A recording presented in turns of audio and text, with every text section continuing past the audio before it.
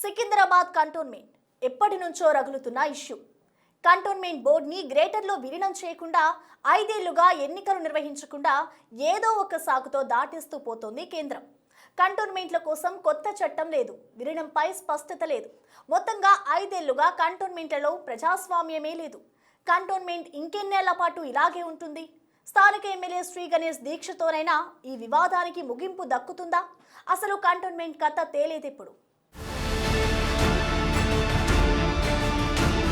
Secunderabad cantonment civil ఏరియాని జీహెచ్ఎంసీలో విలీనం చేయాలనేది దశాబ్దాల డిమాండ్, కానీ అది నెరవేరట్లేదు. ఇదే టైంలో కంటోన్మెంట్లను మరింత ప్రజాస్వామ్యయుతంగా తీర్చిదిద్దుతామని 2020లో చట్టంలో మార్పులు తెస్తూ కొత్త చట్టానికి రూపకల్పన చేశారు. 2 ఏళ్ల పాటు పార్లమెంట్ సమావేశాల ఎజెండాలో చేర్చిన బిల్కు ఆమోదం లభించలేదు. దాంతో కొన్నాళ్లకి దేశవ్యాప్తంగా ఉన్న కంటోన్మెంట్లను సమీప స్థానిక సంస్థల్లో విలీనం చేస్తామంటూ కేంద్రమే సరికొత్త ప్రతిపాదనను తెరపైకి తెచ్చింది. ఈ మేరకు అన్ని రాష్ట్రాలకు లేఖలు రాయగా తెలంగాణ ప్రభుత్వం వెంటనే స్పందించి బేషరతుగా అంగీకరించింది. దాంతో 2023 జనవరిలో ప్రత్యేక కమిటీ ఏర్పాటు చేసి విధి విధానాలపై చర్చించింది. తరువాత అదే ఏడాది ఫిబ్రవరిలో కంటోన్మెంట్ల ఎన్నికలకు నోటిఫికేషన్ జారీ చేసింది. తీరా నామినేషన్ల ప్రక్రియ మొదలవుతుందనే లోపే అర్ధాంతరంగా నోటిఫికేషన్ ఉపసంహరించుకుంది. ఈ ఎపిసోడ్ తరువాత వివిధ రాష్ట్రాల్లో కంటోన్మెంట్ల విలీనానికి సంబంధించిన ప్రక్రియ వేగంగా సాగుతున్నప్పటికీ సికింద్రాబాద్ కంటోన్మెంట్ విలీనం ఊసే లేకుండా పోయింది. 2024 జూన్లో రాష్ట్ర ప్రభుత్వ ఉన్నతాధికారులతో వీడియో కాన్ఫరెన్స్ ద్వారా రక్షణ శాఖ మరోసారి అభిప్రాయ సేకరణ చేపట్టింది. అంతే, ఈ ఇష్యూ ఇక్కడితో ఆగిపోయింది. 200 ఏళ్లకు పైగా చరిత్ర కలిగిన కంటోన్మెంట్లో బ్రిటిష్ జమానాలోని ప్రత్యేక పాలన మొదలైంది. భారత్కు స్వాతంత్ర్యం వచ్చాక దేశవ్యాప్తంగా స్థానిక సంస్థలకు సంబంధించి అనేక చట్టాలు అమల్లోకొచ్చినా కంటోన్మెంట్లలో మాత్రం ఎలాంటి మార్పులు లేవు. దాదాపు 80 ఏళ్ల తరువాత 2006లో కొద్దిపాటి మార్పులతో కొత్త చట్టాన్ని అమల్లోకి తెచ్చారు. 1987 వరకు కంటోన్మెంట్ బోర్డుకు 3 ఏళ్లకు ఒకసారి ఎన్నికలు జరగగా 1992 నుంచి 5 ఏళ్లకోసారి నిర్వహిస్తున్నారు.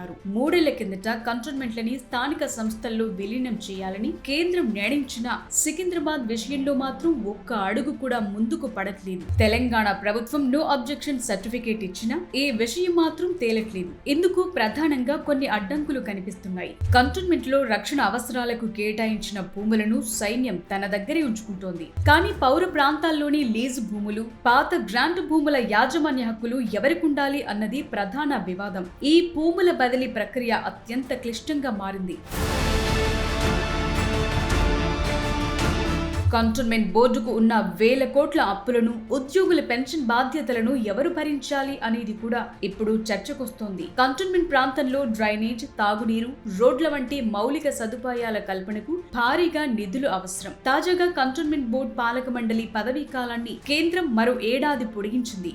దీనివల్ల విలీనం కాస్త ఆలస్యమయ్యేలా కనిపిస్తోంది. స్థానిక ప్రజా ప్రతినిధులు, ప్రజలు దీనిపై ఆందోళన వ్యక్తం చేస్తున్నారు. అయితే కంటోన్మెంట్ ప్రాంతాన్ని గ్రేటర్లో విలీనం చేస్తే అక్కడి ప్రజలకు కలిగే ప్రయోజనాలు చాలానే ఉన్నాయి. మెరుగైన రోడ్లు, తాగునీటి సరఫరా, ప్రభుత్వం నుంచి ఇండ్లొస్తాయి. కంటోన్మెంట్ ప్రాంతంలో అత్యంత కఠినమైన బైలాస్ ఉన్నాయి. చిన్న ఇల్లు కట్టుకోవాలన్నా ఏళ్ల తరబడి అనుమతుల కోసం వేచి చూడాలి. రక్షణ శాఖ భద్రత పేరుతో తరచుగా రోడ్లు మూసేయటం వల్ల స్థానికులు కిలోమీటర్ల కొద్దీ ప్రయాణించాల్సి వస్తోంది. విలీనం జరిగితే ఇలాంటి అనేక సమస్యలకు శాశ్వత పరిష్కారం దొరుకుతుంది. కేంద్ర ప్రభుత్వం దేశవ్యాప్తంగా ఉన్న కంటోన్మెంట్లను మున్సిపాలిటీల్లో విలీనం చేస్తామని గతంలోనే ప్రకటించింది. కొన్ని చోట్ల ఈ ప్రక్రియ మొదలైనప్పటికీ సికింద్రాబాద్ విషయంలో మాత్రం స్పష్టత కరువయింది. రక్షణ శాఖ ఆస్తుల అప్పగింత, ఉద్యోగుల సర్దుబాటు లాంటి టెక్నికల్ అంశాలను సాకుగా చూపుతోంది. అయితే స్థానిక ఎమ్మెల్యే శ్రీ గణేష్ చేపట్టిన దీక్ష కంటోన్మెంట్ రాజకీయాల్లో వేడి పుట్టించింది. గతంలో కేవలం వినతి పత్రాలకే పరిమితమైన పోరాటం ఇప్పుడు దీక్ష వేదికగా మారటంతో కేంద్రంపై ఒత్తిడి ఒత్తిడి పెరుగుతుందనే అభిప్రాయాలు వినిపిస్తున్నాయి.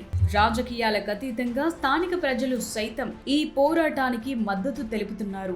విలీనమైతేనే తమ బతుకులు మారుతాయని బలంగా నమ్ముతున్నారు. బ్రిటిష్ కాలం నాటి చట్టాలతో ఈ కాలంలో పాలన సాగించడం అసాధ్యం. అందువల్ల కేంద్ర ప్రభుత్వం వెంటనే విలీన ప్రక్రియకు గడువు ప్రకటించాలనే డిమాండ్లు వినిపిస్తున్నాయి. ప్రభుత్వం కూడా రాజకీయాలకు తావు లేకుండా కేంద్రంతో చర్చలు జరిపి ఆస్తుల బదిలీపై అవగాహనకు రావాలి. సికింద్రాబాద్ కంటోన్మెంట్ వివాదానికి ఎండ్ కార్డ్ పడాలంటే ఢిల్లీ స్థాయిలో కదలి రావాలి. ఈ క్రమంలో రక్షణ శాఖ నుంచి ఏదైనా స్పష్టమైన ప్రకటన వస్తుందా, మళ్లీ కాలయాపన చేస్తారా అన్నదే ఇప్పుడు మోస్ట్ ఇంట్రెస్టింగ్ పాయింట్. అప్పుడెప్పుడో బ్రిటిష్ జమానాలో మొదలైన కంటోన్మెంట్ బోర్డులు ఇంకా కొనసాగించాల్సిన అవసరం ఉందా? వలసవాద ఆనవాళ్లను ఒక్కొక్కటిగా చెరిపేసుకుంటూ వస్తున్న మోడీ ప్రభుత్వం ఈ కంటోన్మెంట్ బోర్డుల విషయాన్ని మాత్రం ఎందుకు ఎటూ తేల్చుకోలేకపోతోంది? సికింద్రాబాద్ కంటోన్మెంట్ బోర్డు విలీనం ఎక్కడ ఆగింది? గ్రేటర్లో విలీనం చేసేందుకు అడ్డంకులు ఎక్కడ వస్తున్నాయి? గ్రేటర్లో విలీనం చేయట్లేదు.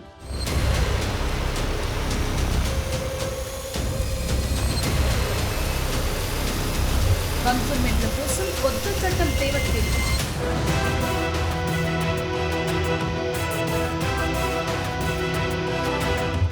కంటోన్మెంట్ బోర్డు ఇంకెన్నాళ్ళు ఇలా ఉంటుంది?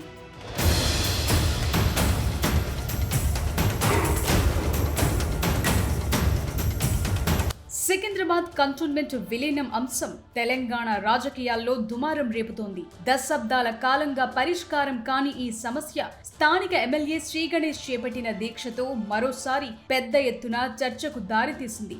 అసలు కంటోన్మెంట్ లో ఏం జరుగుతోంది? ప్రజాస్వామ్యం ఎందుకు అడ్డకెక్కింది? విలీనం కథ ఎక్కడాగింది?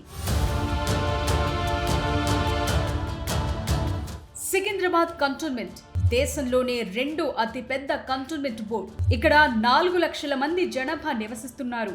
5 ఏళ్లుగా ఇక్కడ ప్రజాస్వామ్యం ఊపిరాడక కొట్టుమిట్టాడుతోంది. కంటోన్మెంట్లని మరింత ప్రజాస్వామ్యయుతంగా తీర్చిదిద్దేందుకు కేంద్రం తెస్తానన్న కొత్త చట్టం లేదు. కంటోన్మెంట్లని సమీప మున్సిపాలిటీలో విలీనం చేస్తామని కేంద్రమే తెచ్చిన ప్రతిపాదనకు ఇప్పటిదాకా దిక్కులేదు. కొత్త చట్టం రాక విలీనం జరక్క 5 ఏళ్లుగా సికింద్రాబాద్ కంటోన్మెంట్ లో ప్రజాస్వామ్యమే లేకుండా పోయింది.